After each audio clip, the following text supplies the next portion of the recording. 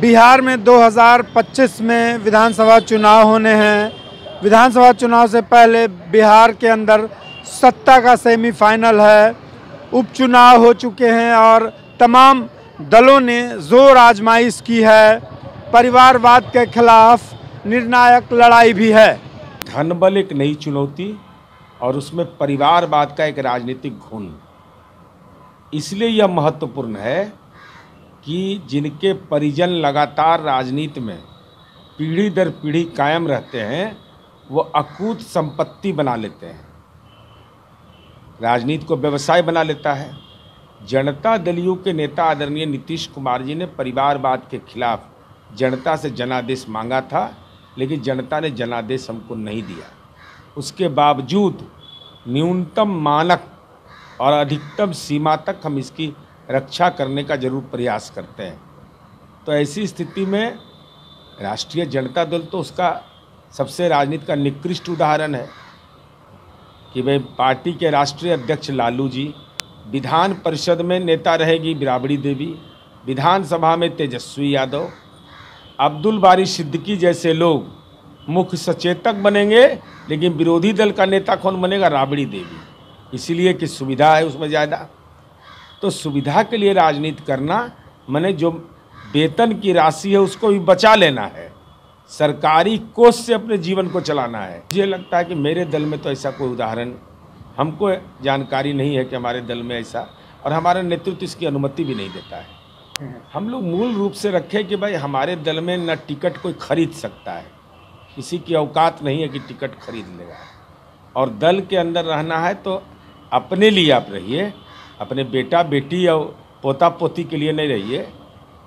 हमारा जो नैसर्गिक सिद्धांत है वो स्वाभाविक तौर पर परिवारवाद के विरोध का है, और पूरे भारतीय जनता पार्टी में, या बिहार की बात करें या फिर राष्ट्रीय स्तर पर संगठन की बात करें या पार्लियामेंट में जो लोग जा रहे हैं ऐसे लोगों की बात करें, तो ऐसा उदाहरण भारतीय जनता पार्टी में आपको मिलेगा ही नहीं।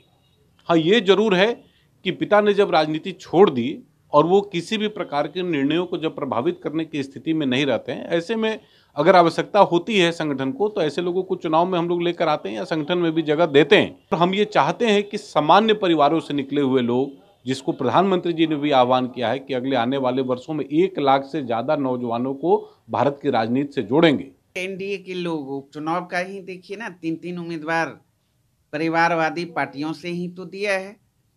तरारी में भारतीय जनता पार्टी के उम्मीदवार, बेलागंज में, इमामगंज में परिवारवाद नहीं दिखाई पड़ रहा है क्या?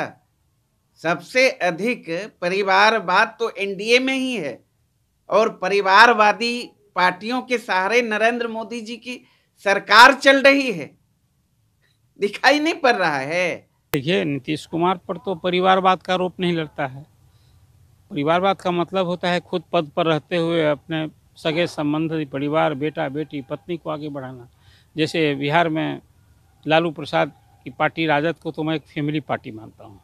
अब खुद अध्यक्ष हैं दोनों हाउस में, विधानसभा और विधान परिषद में।